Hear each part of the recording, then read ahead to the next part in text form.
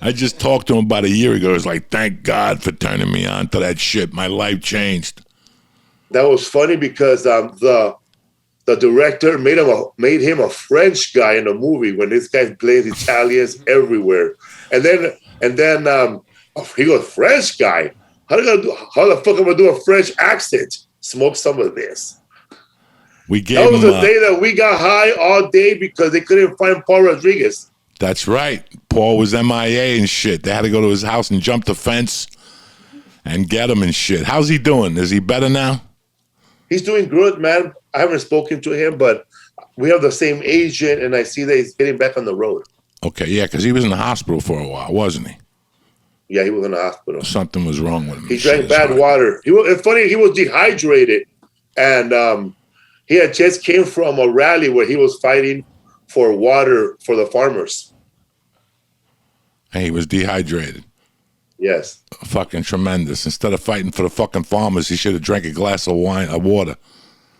I opened up for him. Him and I did a show, and when I started stand-up comedy, the Latino comedians that were headlining were only George Lopez and Carlos Mencia and Paul Rodriguez and Paulo Francisco.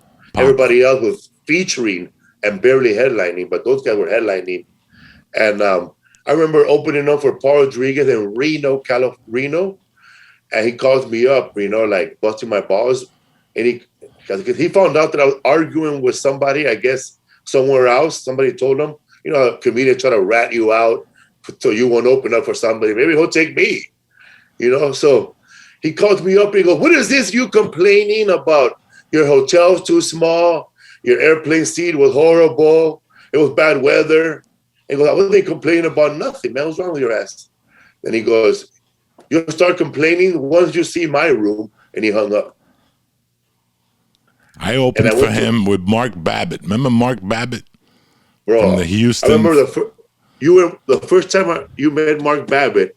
I remember because I think you might have met Willie Barcena for the first time.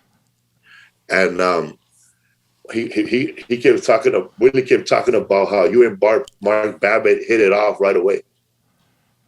I liked Mark Babbitt. Mark Babbitt. Me too. Mark Babbitt. He was the first guy I ever sent a blank tape to. Like he told me to send him a tape to open up for Bobby Slayton, and I kept telling him I ain't sending you a tape. I kept sending him rosters from the Comedy Store. I go, why would I send you a tape? I follow Paul Mooney every night. If you can't live with that, go fuck yourself. He's like, listen, I really want to book you, but I need a tape. So I sent him a blank tape, and he called me right away. He goes, your tape was tremendous. You're working with Bobby Slayton. That was the first. I swear to God, I sent him a fucking blank tape. Till this day, he probably didn't watch it. Because you ever go to a manager's office to get paid? What do they got behind them? A bunch of blank tapes with dust on them. They don't look at them. A bunch of dust on them, and then whatever year you're there, a lot of young comics that are probably famous now are there collecting dust. Look at all the fucking people we watched blow up, Felipe. I watched you blow up. We go back to 97 at the fucking Brave Bull with Rudy, and I watched you blow up. I remember you still calling me from the set of Last Comic, telling me I fucking did it. I saw you fucking blow up. Put them to shame. We saw Tiffany Haddish blow up. Fucking Tiffany was nothing. She was walking around the Laugh Factory, going on the road with Red Band. Tiffany was on my year, bro. Tiffany had top 40. Here are the top 40 people that are big now that were on Last Comic Standing, 2010, season 7. They made it probably it was top 20, but this was top 40. Tiffany Haddish was on my top 40.